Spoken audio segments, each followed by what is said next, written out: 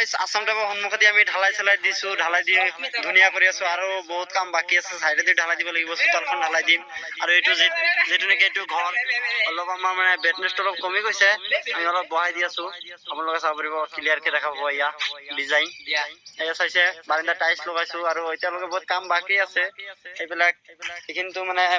ধুনীয়াকে বনাই দিছো চোতালখন এইফালে বাকি আছে এই যি নেকি চাইছে আমাৰ যোগালী মিস্ত্ৰী আৰু এইফালে আছে আমাৰ মালিকৰ ল'ৰা এজন চাব পাৰে আৰু ঘৰখন চাইছে ভিতৰ পিনে এটা দেখাব নোৱাৰো কি কয় মানে দেখাই দিও অলপ আপোনালোকে যদি আপত্তি কৰে পিছত কমেন্ট কৰি কব দেখুৱা নাই বুলি দেখাই দিও অলপ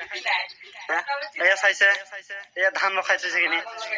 এয়া এইফালে আছে আপোনাৰ কাৰ্পেট লগাই দিছে ওপৰত চিলিং আছে যেহেতু ৰুম কিটা এয়া চাইছে আৰু আপোনালোকে যদি ভাল লাগে ভিডিওটো অলপ শ্বেয়াৰ কৰি দিব আৰু অলপ লাইক কৰিব আপোনালোকে শ্বেয়াৰ কৰিলে আমাৰ অলপ ভাল লাগিব যে এনেকে এইটো বাহিৰত মানে কি পিছল হৈ যাবতো বৰষুণ পৰিলে পিছল হৈ যায় বাইক চাইক উঠালে মানে দিগদাৰ হয় সেইকাৰণে মানে এইটো মানে ৰাফ প্লাষ্টাৰ বুলি কয় এইটো ৰাফ প্লাষ্টাৰ কৰি দিলে আৰু এইটো চাই লওক ডিজাইনটো সিম্পল একদম সিম্পল কোনো